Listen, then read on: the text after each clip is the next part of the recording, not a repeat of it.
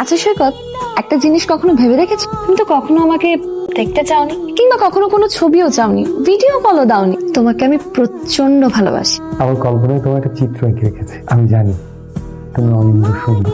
তোমার এসব কথার জন্যই আমি তোমার প্রেমে পড়ে যাই। চলো কক্সবাজার যাই। আমি কিন্তু সত্যি সত্যি চলে আসবো। তোমাকে আমি সময় মতো প্ল্যানটা জানিয়ে দেবো।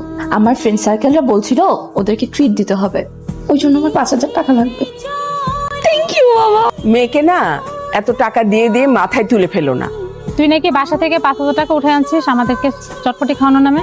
ভালোবাসার জার্নি করতে গেলে তো ভালোবাসা জানি মানে? ফেসবুকে একটা ছেলের সাথে আমি ছেলেটার প্রেমে পুরো হাবুডুবু খাচ্ছি। নাম হচ্ছে সৈকত। আমি গতকালকে সৈকতের সাথে কথা বলেছি আমরা একসাথে কক্সবাজার দেখা করব। আরে ছোঁয়া, তুই কি নিয়ে এত টেনশন করছিস? আন্টি, আঙ্কেল, আপনাদের কাছে আমার একটা আবেদন আছে। না মানে আমার খালাতো বোনের বিয়ে তো কক্সবাজার, তো ওকে নিয়ে যেতে বলছি। দেশের এই পরিস্থিতিতে কক্সবাজার যাওয়াটা কি নিরাপদ হবে? বাবা মা অনুমতি না দিলে তো আমি ঘর থেকেই বেরোবো না। কিসের কক্সবাজার? তুই না গেলে হবে না, সবাই আমাকে বলবে। প্লিজ আঙ্কেল, আন্টি, প্লিজ আমার আবেদনটা মনোযোগ করুন। ঠিক আছে। আমি না অনেক এক্সাইটেড জানি, ওর সাথে দেখা করার জন্য এত কিছু করলাম। তুই না থাকলে প্ল্যানটা সাকসেসই হতো না। চলে আসছো? আচ্ছা আচ্ছা ঠিক আছে, একটু ওয়েট করো, আমি আসছি। বেশিক্ষণ না, 5-7 মিনিট।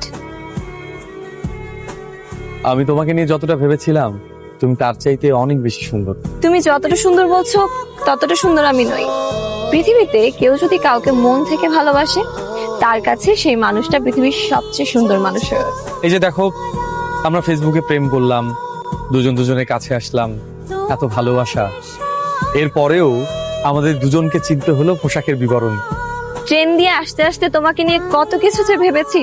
তোমাকে কখন দেখবো, কিভাবে দেখবো, কি কথা বলবো, সবকিছু মিলিয়ে না একদম তালগোল পাকিয়ে যাচ্ছিল। একে বলে ভালোবাসা, একেই বলে মায়া।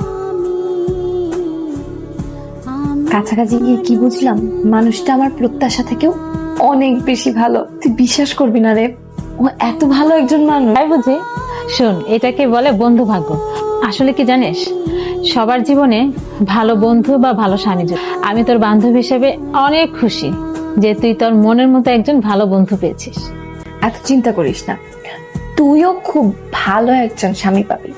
তোর মামা যে ছেলেটার সাথে তোর বিয়ে ঠিক করেছে, মানে তোর হবু স্বামী আর কি, উনিও দেখবি খুব ভালো মানুষ হবে। আমারও ছবি দেখে তাই মনে হলো। ও আচ্ছা, ভুল ঠিকানায় চলে আসলাম। না না, আপনি ঠিক জায়গায় আসছেন। সোয়া ভিতরে আছে, আমি ওর বান্ধবী নিলাম। আসুন ভিতরে আসুন। না না, ঠিক আছে, আপনি একটু কষ্ট করে ছোঁয়াকে ডেকে দিন, আমি এখানে বসে অপেক্ষা করছি। আচ্ছা ঠিক আছে, তাহলে আপনি বসুন, আমি ডেকে দিচ্ছি। তোর রাজকুমার যা দরজায় দাঁড়িয়ে আছে। আমার রাজকুমারকে তোর কাছে কেমন লাগলো? এটা তো অনেক আগে থেকেই ভালো লাগছে। আগে থেকে ভালো লাগছে মানে? তুই আগে থেকে ওকে চিনতিস নাকি? আরে না, এমনি বললাম। যা তো তুই দাঁড়ায় আছিস।